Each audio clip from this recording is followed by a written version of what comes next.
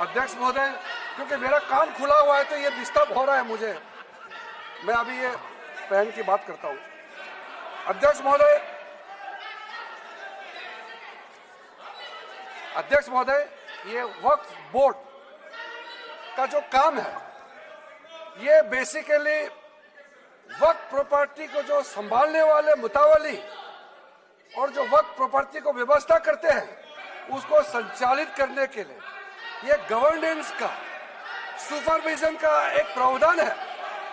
किसी भी तरीके से वक्फ बोर्ड वक्फ प्रॉपर्टी को मैनेज नहीं करता है। वक्फ बोर्ड वक्फ प्रॉपर्टी मैनेजमेंट में हस्तक्षेप नहीं करता है। आप साफ साफ सुन लीजिए, अगर इसके पास तर्क नहीं है तो इस तरह यहाँ डिस्टर्ब करके भैंस का स्तर को गिराने से कोई फायदा नहीं है सर। ये कोई तरीका नहीं है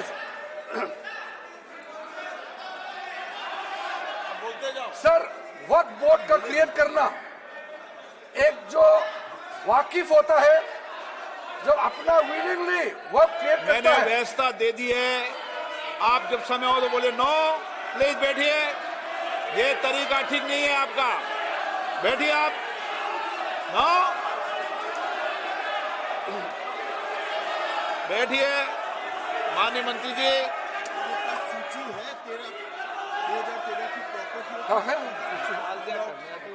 मैं लाता निकाल बताना सूची मंगा के देता। कहते भी है।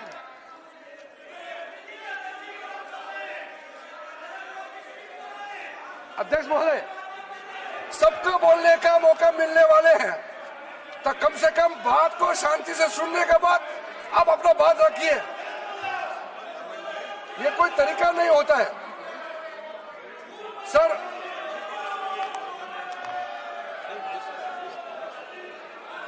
अध्यक्ष महोदय, ये जो उन्होंने गुमराह करने का कोशिश किया गया है, ये मैं कुछ केसेस आपको बताना चाहता हूं सर। आप देखिए आर्टिकल 25(1) क्या कहता है, संविधान का अनुच्छेद आर्टिकल 25(1) कहता है सब्जेक्ट टू पब्लिक ऑर्डर। जन व्यवस्था और इस नियम के दूसरे खंडों के तहत और जो सहमति की स्वतंत्रता और अपने धर्म को स्वतंत्रता से निर्वाह करना,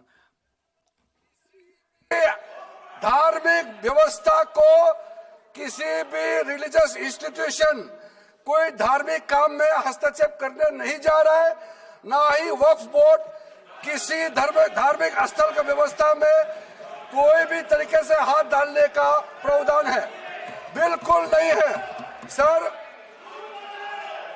आप अगर हम कोई नमाज, सर ये क्या झूठ बोल रहे हैं? ये कॉन्स्टिट्यूशन, हम कॉन्स्टिट्यूशन का प्रावधान पढ़ रहे हैं फिर भी झूठ बोल रहे हैं। ये कॉन्स्टिट्यूशन को नहीं मानते हैं सर। किसी मस्जिद का मैनेजमेंट को हम हस्तक्षेप करने का कोई इसमें प्रावधान नहीं लिया जा रहा है। एक मिनट।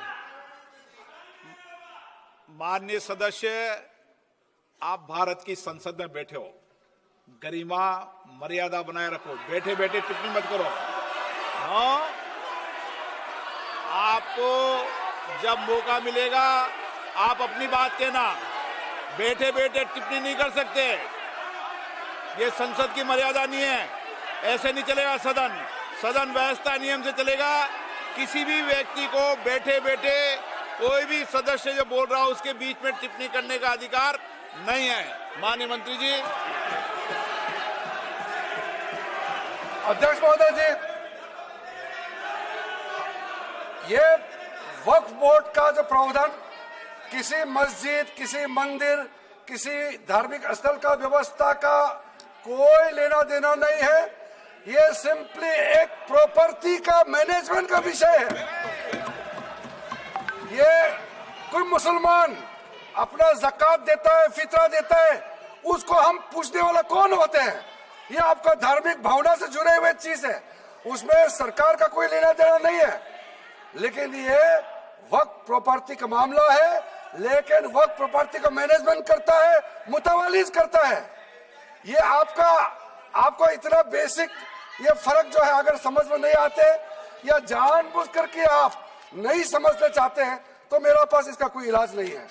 अध्यक्ष महोदय जी, ये आपके माध्यम से मैं फिर से कहना चाहता हूं कि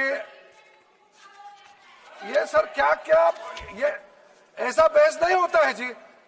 आप लोग का तर्क रखने का समय में बोलिए, ये बीच में कमेंट पास करने से सर हमारा पॉइंट का फ्लो भी बिगड़ता है और आवाज भी ठीक नहीं हो, आवाज भी ठीक से नहीं जाएगा।